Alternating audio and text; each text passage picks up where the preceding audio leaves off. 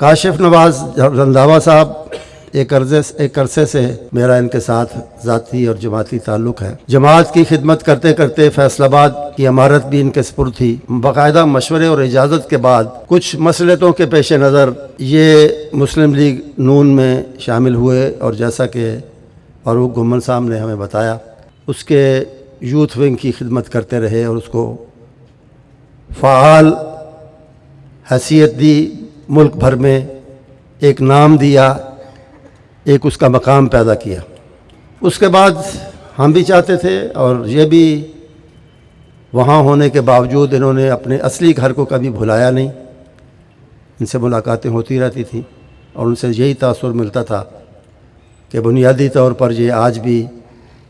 اہل حدیث تو ہیں ہی، لیکن مرکزی جمعیت اہل حدیث کے بھی ہیں۔ تو انہوں نے پھر واپسی کی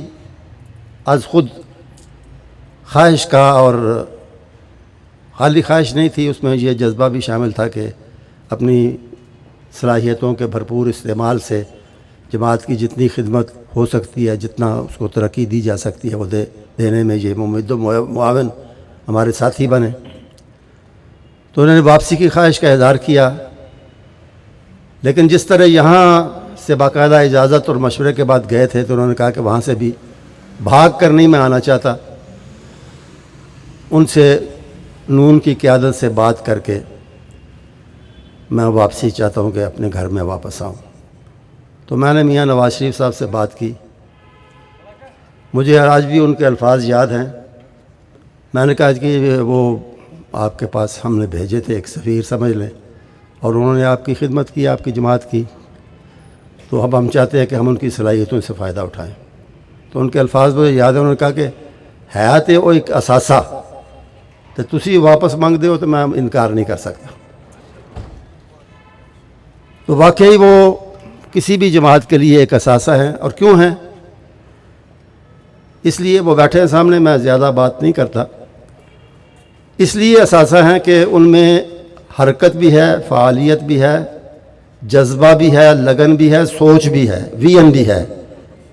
اور اس کے ساتھ اپنے ویژن کو عملی شکل دینے کے لیے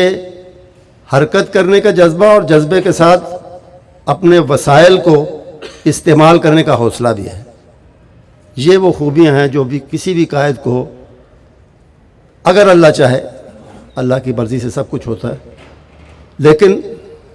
یہ وہ خوبیاں ہیں